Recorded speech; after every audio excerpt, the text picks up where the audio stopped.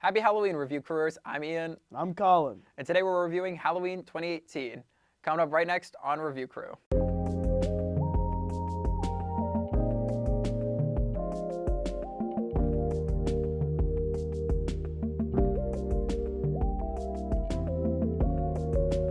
All right, Halloween 2018, a direct sequel to the first Halloween by John Carpenter, takes place 40 years after the events of the first one. Jamie Lee Curtis, Laurie Strode is back in Haddonfield with Michael Myers. Who's gonna win? Big showdown. What did you think about it? I thought this movie was super awesome, I guess, is the way to put it. No, it's awesome. It is awesome. There's explosions, there's killing. I mean, what else do you need from a Halloween movie? Pretty great. It is great. What do you think? I think personally, it is my second favorite Halloween film behind the first one. I think it's awesome. I think the kills are great. The scene where he's walking around Haddonfield after he just gets back, going in the houses, it's like one take pretty much. It's so good. When it lingers behind the window, when he goes right back behind the house to kill the girl that's inside the house, I just think that's awesome. And that shot of him in the reflection before he goes in is so good. And then his shadow on the wall, it's so good. Everything about it is just awesome. I feel like in this movie they really make him like a monster. Yeah. I don't know, like not like a monster for killing people, but like a paranormal creature, and they like really lean into that. And I think that's always super cool, especially for Michael Myers, who can't die and has like weird super strength. I mean, he's known as the Shape. That's like what they call him in universe. And I think that's just really well executed in this movie. He's in the background of so many shots. Like when the podcasters, when they go to the gas station, he's in the background. He's just creeping around there. He's in the background walking around, getting his suit, just doing everything. Like, you just gotta look in the background, and that's also why I love like the Halloween franchise. They do a lot of things like that. You do have to look in the background a lot in this movie. A lot of times Michael Myers will be in the background, out of focus, very intentionally. Even in some full scenes, he's out of focus, just standing there, and it's like it adds to the foreboding nature of the whole movie, and it's so cool. And it's like, it's just awesome. It is just awesome. Like, a lot of things about this movie are awesome.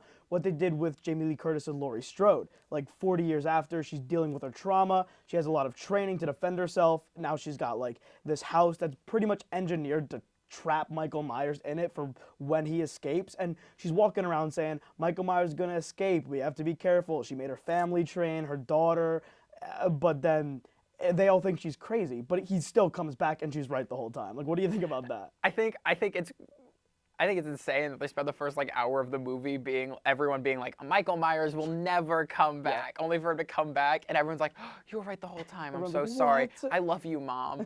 And it just kind of it feels like it kind of comes out of nowhere, but just a little bit. But at the same time, if that's what it takes for Jamie Lee Curtis to be this awesome the whole movie, then it's so worth it. Where she's just running around, ready to kill Michael Myers. When she goes, I've been praying every night for him to come back. And like, why would you do that? So I can kill them. It's like the fire thing. It is the fire writing pen. It's so good, especially because she was an executive producer on this movie. So it's like, that was so good for her just as an actor or an actress, and just being in the first one, being in the second one, then being absent for a bunch of them, coming back for H2O and Resurrection, being killed off.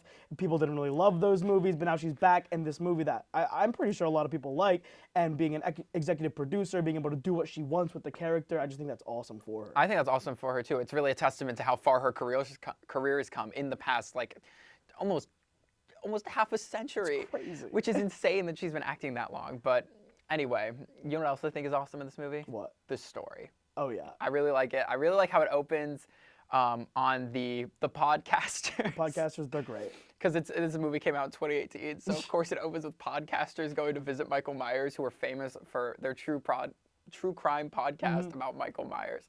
So I think that first scene really sets the whole tone of the movie, where they pull the mask out of the bag, and everyone freaks out. Everyone freaks out, except Michael Myers. He's the only one that doesn't freak out. He doesn't care, because he's just crazy. Because he's crazy, and that's why he kills people, just because he's crazy. He's just crazy because he is not her brother, okay? Yeah. That was established in Halloween 2, not canon anymore, only Halloween 1. He's just a crazy guy. And they even make a joke about that with the three teens walking to school. I really like the like dichotomy this movie has, balancing Jamie Lee Curtis and the teenagers, the typical Halloween part of the Yeah. movie, and like the awesome part of the movie. But I think the fact that there is the typical Halloween part makes the awesome part that much more awesome when they finally converge and you get to see the whole family come Yep. together Yep. to blow up Michael Myers. It's so cool. It's so epic.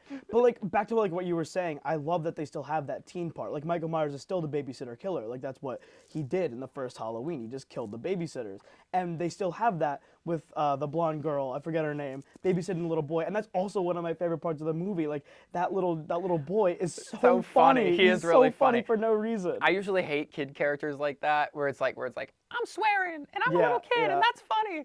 But He does it so well. he does do it so well. He really well. sells it. He sells it like that's how he would talk to his parents even. Yeah, I don't know. The yeah. kid's good. I like that. I like that he lives. He does. I like that he does gets live. out. And that whole sequence of like the kills in that house is so well done. Because she sweeps the whole room. You're like, Yeah. oh my God, she's gonna die. Ah! Oh, I scared him. Gotcha. There's no Michael Myers. Everything's okay. And then when she's sitting there telling him a story, it gets like the typical Michael Myers POV shot through the banister, and you're like, oh my God, he's coming. Oh my God, but he he's was in the there. closet the whole time. And he's like, the little kid's like, oh, go check the closet. She's like, there's nothing in the closet.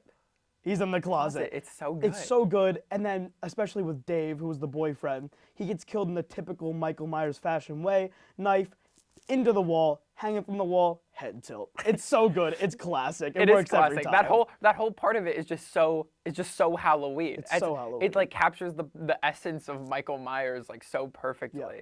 And I think that's what this movie really is like made for. It's a movie about Michael Myers. Yeah, it's so good. You know what else is really good about this movie? The score. The score is awesome in this movie. It's got the typical Halloween theme song by John Carpenter, which I love. It's like my favorite horror movie theme song probably in the world. But then they remix it and it's just awesome. And then it has its own original score with like the ba ba ba ba ba ba ba ba and then the blah every time Michael Myers is on screen. It's so awesome. It's so cool, and it really adds to the effect that this movie is awesome. Yeah. And they like know it's awesome when Yeah. they're making it. So the soundtrack is awesome, and I really do like the way that the Halloween theme is used throughout the movie, because I think in Halloween 2, which is the only other one I've ever seen, it's really overused, and I get really annoyed by it after a while. Yeah, it's where repetitive. Yeah. Because the song itself is repetitive, and then when it's repeating through the movie, what I'm saying is it's no Saw theme. So, but I think the soundtrack in this movie is so incredible, and it's so cool. It's So like metal sometimes. Yep. I just think it really leans into the fact that like in this day and age, a movie like a slasher flick is more of a thriller than a horror movie. But Yeah. with all that in mind, Colin, what would you rate this movie out of 10? Ooh, all right. So it's probably my second favorite Halloween film of the whole franchise. I'd give it a 9 out of 10. I don't know if I like this more than Halloween 2. I'd have to rewatch this, but I still really like this movie. So it's going to get an 8 out of 10 for me. And that's all Nice. from us. We'll see you guys next time.